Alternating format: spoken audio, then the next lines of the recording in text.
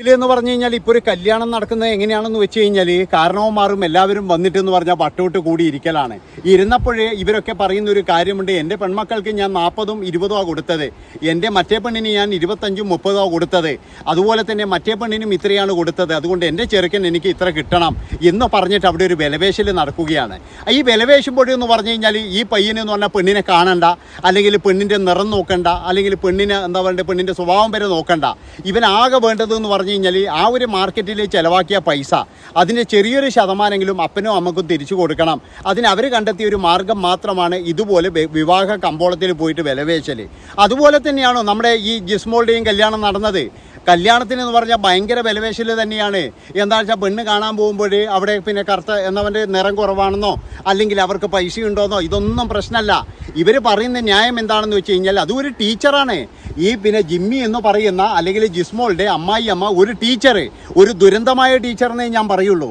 ഈ ടീച്ചറായ സ്ത്രീ അവിടെ പോയിട്ട് പറയുകയാണ്, എൻ്റെ പിന്നെ പെൺമക്കൾക്ക് ഞാൻ ഇത്രയാണ് കൊടുത്തത്, അപ്പോൾ അതിൻ്റെ ഇത്രയെങ്കിലും എനിക്ക് തിരിച്ചു പിടിക്കണ്ടേ, അതുകൊണ്ട് എനിക്ക് ഇത്ര തരണമെന്ന് അവരാണ് പറയുന്നത്. അങ്ങനെ ഇവനെ കൊണ്ട് കല്യാണം കഴിപ്പിക്കുന്നു. കല്യാണം കഴിപ്പിച്ചതിന് ശേഷമാണ് ഇവർക്ക് മനസ്സിലായത് ഇനിയൊന്നും അവിടുന്ന് വരാനില്ല.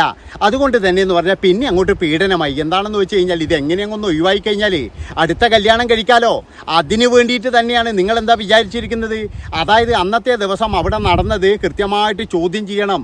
ഇതൊരു കൊലപാതകം തന്നെയാണെന്നാണ് എനിക്ക് തോന്നുന്നത്. എന്താണെന്ന് വെച്ച് കഴിഞ്ഞാൽ അതായത് അന്നത്തെ ദിവസം അവിടെ ഈ ചുമരിൽ തലയിട്ട് അടിച്ചു എന്ന് പറയുന്നുണ്ട്, അതുപോലെ തന്നെ പലതരത്തിൽ ക്രൂരമായി പീഡിപ്പിച്ചു എന്ന് പറയുന്നുണ്ട്, കെട്ടിയിട്ട് തല്ലുക എന്നൊക്കെ പറഞ്ഞു കഴിഞ്ഞാൽ നിങ്ങളൊന്ന് ആലോചിച്ച് നോക്ക്.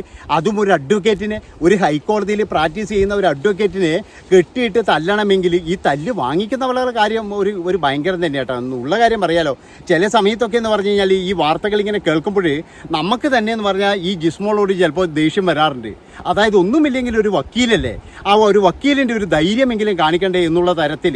പക്ഷേ ഒരു പെണ്ണാണ്, അതുപോലെ തന്നെ എന്ന് പറഞ്ഞു കഴിഞ്ഞാൽ വീട്ടുകാർ ആരുമില്ല, സഹോദരിമാരെല്ലാം വിദേശത്താണ്, അച്ഛനാണെങ്കിൽ വേറെ കല്യാണം കഴിച്ചിട്ട് അങ്ങേരും വിദേശത്താണ്, അമ്മയുടെ മരണശേഷം എന്ന് പറഞ്ഞാൽ ഈ വീട്ടിലെ ഒരാളുമില്ല. ഇതിനാണെങ്കിൽ പറയാനോ അല്ലെങ്കിൽ ഒന്ന് സംസാരിക്കാനോ അമ്മയില്ല. ആ അമ്മയില്ലാത്തതിൻ്റെ ബുദ്ധിമുട്ട് കൃത്യമായിട്ട് ജിസ്മോൾക്കുണ്ട്. അതുകൊണ്ട് തന്നെ എന്ന് പറഞ്ഞാൽ തന്നെ ആരും രക്ഷിക്കാനില്ല. തൻ്റെ ജീവിതം ഇവിടെ അടങ്ങി, ഇനി ഞാൻ അങ്ങോട്ട് ഇറങ്ങിപ്പോയി കഴിഞ്ഞാൽ തൻ്റെ മക്കൾക്കാരുണ്ട് എന്നുള്ള ആ ഒരു വിഷമത്തിലായിരുന്നു ഈ സ്ത്രീ എന്നുള്ളതിൽ യാതൊരു സംശയവുമില്ല. അതുകൊണ്ടാണ് ഞാൻ പറയുന്നത് ഇപ്പോഴും നമ്മുടെ വിവാഹ കമ്പോളത്തിൽ നടക്കുന്ന എന്താണ്, ഈ സ്ത്രീധനം തന്നെയാണ്. അതുകൊണ്ട് ഈ സ്ത്രീധനം എന്ന് പറയുന്ന പരിപാടി ഉപേക്ഷിക്കണമെന്ന് ഞാൻ ഒരിക്കലും പറയില്ല. എന്താണെന്നല്ലേ, ഒരിക്കലും അത് ഉപേക്ഷിക്കാൻ പറ്റൂല. അതായത് മനുഷ്യനുള്ളിടത്ത കാലത്തോളം എന്ന് പറഞ്ഞാൽ അത് സ്ത്രീധനം ഉപേക്ഷിക്കാൻ പറ്റൂല. അപ്പോൾ ഈ സ്ത്രീധനം ഇല്ലാതിരിക്കാൻ വേണ്ടിയിട്ട് ഒരിക്കലും കഴിയുമെന്ന് എനിക്ക് തോന്നുന്നില്ല. കാരണം എന്താ വെച്ചാൽ നമ്മളൊക്കെ എന്ന് പറഞ്ഞു കഴിഞ്ഞാൽ ഒരു തരം വൃത്തികെട്ട മനുഷ്യന്മാരാണ്, പ്രത്യേകിച്ച് മലയാളികൾ. അതായത് സ്ത്രീധനത്തിന് വേണ്ടിയിട്ടും അതുപോലെ തന്നെ പൈസക്ക് വേണ്ടിയിട്ടും മാത്രം ജീവിക്കുന്ന, അല്ലെങ്കിൽ മകൻ്റെ ഭാര്യയാണ് എന്നുള്ള ഒരു പരിഗണന പോലും കൊടുക്കാതെ, മകൻ്റെ മക്കളാണ് എന്നുള്ളൊരു പരിഗണന പോലും കൊടുക്കാതെ പൈസ നോക്കിയിട്ട് മാത്രം സ്നേഹിക്കുന്ന, അല്ലെങ്കിൽ കളറ് നോക്കിയിട്ട് മാത്രം സ്നേഹിക്കുന്ന ഒരു കൂട്ടം ചെകുത്താന്മാരുടെ നാടായിട്ട് മാറിക്കൊണ്ടിരിക്കുകയാണ് നമ്മുടെ കേരളം എന്ന് പറഞ്ഞു കഴിഞ്ഞാൽ. അതുകൊണ്ട് തന്നെയാണ് അതായത് ഇപ്പോഴേ ഒരു കാര്യം ആലോചിച്ചു. അതായത് ഞാൻ നിങ്ങളോട് നേരത്തെ പറഞ്ഞ പോലെ തന്നെ ഒരു വക്കീലാണ്, കുറച്ച് പിടിച്ചു നിൽക്കാൻ പാടില്ലായിരുന്നോ, അതുമാത്രമല്ല ഇറങ്ങി വരാൻ പാടില്ലായിരുന്നു. പക്ഷേ ഈ പിന്നെ എന്താ പറയണ്ടേ, ഈ കളറിനെ പറ്റിയിട്ടുള്ള ഒരു അധിക്ഷേപമുണ്ടല്ലോ, അതെന്ന് പറയുന്നത് എല്ലാവർക്കും ഒന്നും പിടിച്ചു നിൽക്കാൻ പറ്റൂല. അതിൽ എന്താണെന്ന് വെച്ച് കഴിഞ്ഞാൽ നിനക്ക് കളറില്ല, നിന്നെ കാണാൻ സൗന്ദര്യമില്ല, അതുമാത്രവുമല്ല പല സ്ത്രീകളും ബന്ധുക്കളും ഇവരൊക്കെ ഉള്ള സമയത്ത് പോലും ഇവരെ മാറ്റി നിർത്തപ്പെടാറുണ്ട് എന്ന് പോലും പറയുന്നുണ്ട്. അതായത് ബന്ധുക്കൾ ഇവരൊക്കെ വരുമ്പോൾ നിന്നെ ആരും കാണണ്ട, നിന്നെ ഇവിടെ ചേർക്കാൻ കൊള്ളത്തില്ല. ഞാൻ എന്നിട്ട് ഈ അമ്മയമ്മേനെ നോക്കി, അതായത് ഇവർ ഭയങ്കരം എന്താ പറയേണ്ടത്, നമ്മുടെ ഐശ്വര്യ റായിനെ പോലെ ഉണ്ടോ നോക്കുമ്പോഴേക്കെന്ന് പറഞ്ഞു കഴിഞ്ഞാൽ ഒരു മണ്ണിനും പുണ്ണിനും കൊള്ളാത്ത ഒരു ടീച്ചറാണ്. എന്നിട്ടാണ് പറയുന്നത് എനിക്ക് പിന്നെ ഈ മകൻ്റെ ഭാര്യയ്ക്ക് കളറില്ലാന്ന്. അതുപോലെ മകൻ വലിയ കുഞ്ചാക്കോവനാണെന്ന് ഞാൻ നോക്കുമ്പോഴേക്കെന്ന് പറഞ്ഞാൽ ഒരിതുമില്ല. മകനാണെങ്കിലും അതുപോലെ തന്നെയാണ്. എന്നിട്ടാണ് പറയുന്നത് മരുമകൾക്ക് കളർ പോരാ, സൗന്ദര്യം പോരാ, പണം പോരാ എന്നൊക്കെ പറഞ്ഞ് നിരന്തരമായിട്ട് പീഡിപ്പിക്കുകയാണ് ചെയ്തത് എന്നുള്ളതാണ്. ഞാൻ അതുകൊണ്ട് പറയുന്നൊരു കാര്യം എന്താണെന്ന് വെച്ച് കഴിഞ്ഞാൽ ഇവരെ ഈ പിന്നെ സമൂഹത്തിൽ നിന്ന് തന്നെ ഒരു ഭ്രഷ്ട് കൽപ്പിക്കണം. അതായത് ഇവർ ഒരു കാരണവശാലും ഒരു പ്രോഗ്രാമിന് പോലും ഈ കുടുംബത്തെ അടുപ്പിക്കാൻ പാടില്ല, ഒരു പള്ളിയിലും ഇവരെ കയറ്റാൻ പാടില്ല, പള്ളിയിൽ നിന്ന് ഇവരെ പുറത്താക്കണം എന്നാണ് എനിക്ക് പറയാനുള്ളത്. അങ്ങനെയാണെങ്കിൽ മാത്രമേ ഈ കുടുംബത്തിന് നീതി കിട്ടുള്ളൂ. അല്ലെങ്കിൽ എന്ന് പറഞ്ഞാൽ നീതിയൊന്നും കിട്ടത്തില്ല. അതെന്താണെന്ന് വെച്ചാൽ ഇവൻ ഇനിയിപ്പോൾ ഒരു വർഷം കഴിയുമ്പോഴേക്ക് ജിമ്മി എന്ന് പറയുന്നവൻ അടുത്ത കല്യാണം കഴിക്കും. ഓനെ ഇപ്പോൾ തന്നെ കണ്ടുവച്ചിട്ടുണ്ടാകും. ചിലപ്പോഴെന്ന് പറഞ്ഞാൽ ഒരു കാര്യം കൂടി ഞാൻ പറയാം. അതായത് ഈ ചാടിയത് ഈ പിന്നെ എന്താ പറയുക ഈ പുഴയിലേക്ക് ചാടിയത് ചിലപ്പോഴേ ഇവൻ്റെ സ്വഭാവവും കൂടി ഒന്ന് അറിഞ്ഞു വെക്കുന്നത് നല്ലതാണ്. ഇവൻ എങ്ങനെയുള്ള സ്വഭാവക്കാരനാണ്, ഇനി വല്ല പെണ്ണുപിടിയനുമാണോ, ഇവന് വല്ല സെറ്റപ്പും ഉണ്ടോ, ആ സെറ്റപ്പിൻ്റെ പ്രശ്നമാണോ എന്നൊക്കെ ഒന്ന് അറിഞ്ഞു വെക്കുന്നത് നല്ലത് തന്നെയാണ്. അതായത് ഇന്ന് അവിടെയുള്ള വേലക്കാരി, ആ വേലക്കാരിയോട് സംസാരിച്ചപ്പോൾ വേലക്കാരിക്ക് എന്തൊക്കെയോ പറയണമെന്നുണ്ട്. പക്ഷെ എന്തെങ്കിലും എൻ്റെ വായിൽ നിന്ന് വീണ് പോയി കഴിഞ്ഞാൽ എൻ്റെ ജോലി പോകും. ആ ഒരു ഭയത്തോട് കൂടിയിട്ടാണ് ഇന്ന് വേലക്കാരി സംസാരിക്കുന്നത് കണ്ടത്. അതുകൊണ്ട് ആരെങ്കിലും പോയിട്ട് കൃത്യമായിട്ട് ചോദ്യം ചെയ്ത് കഴിഞ്ഞാൽ ആ വേലക്കാരി എല്ലാ കാര്യങ്ങളും പറയും എന്നുള്ളതിൽ യാതൊരു സംശയവുമില്ല. ഈ വേലക്കാരി ഇപ്പോഴും ഭയന്നുകൊണ്ടും അതുപോലെ തന്നെ കൊച്ചമ്മേനെ രക്ഷിക്കണ്ടേ, ടീച്ചർ കൊച്ചമ്മേനെ രക്ഷിക്കണ്ടേ, ടീച്ചർ കൊച്ചമ്മ നല്ലതാണെന്ന് പറയണ്ടേ, അതിന് വേണ്ടിയിട്ട് വേലക്കാരി പല അഭ്യാസങ്ങളും ഇന്ന് കളിക്കുന്നത് ഞാൻ കണ്ടു.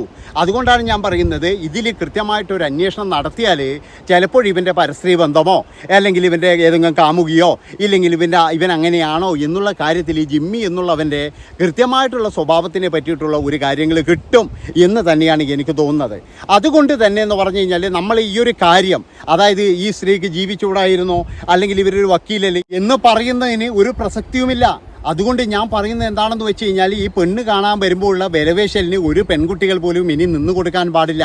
ഇവിടെ പള്ളി ഇടപെടുന്നു, പട്ടക്കാർ ഇടപെടുന്നു, അല്ലെങ്കിൽ മറ്റേ എന്താ പറയേണ്ടത് മഹൽ ഇടപെടുന്നു, ഇല്ലെങ്കിൽ എന്ന് പറഞ്ഞാൽ സമുദായം ഇടപെടുന്നു, ഇല്ലെങ്കിൽ മറ്റേ ഇവരിടപെടുന്നു എന്നൊക്കെ പറഞ്ഞിട്ട് കുറേ ആൾക്കാർ എന്ന് പറഞ്ഞു കഴിഞ്ഞാൽ ഇത് നമ്മുടെ നാട്ടിലുള്ളതാണ് എന്നുള്ള തരത്തിൽ. എന്നാൽ ഇവരൊക്കെ പോയിട്ടെന്ന് പറഞ്ഞാൽ വെളിയിൽ പോയിട്ട് പ്രസംഗിക്കുന്നത് എന്താണ്, ഞങ്ങൾ സ്ത്രീധനത്തിനെതിരാണ്, ഞങ്ങൾ സ്ത്രീധനം കൊടുത്ത കല്യാണത്തിന് പോകില്ല എന്നൊക്കെയാണ്.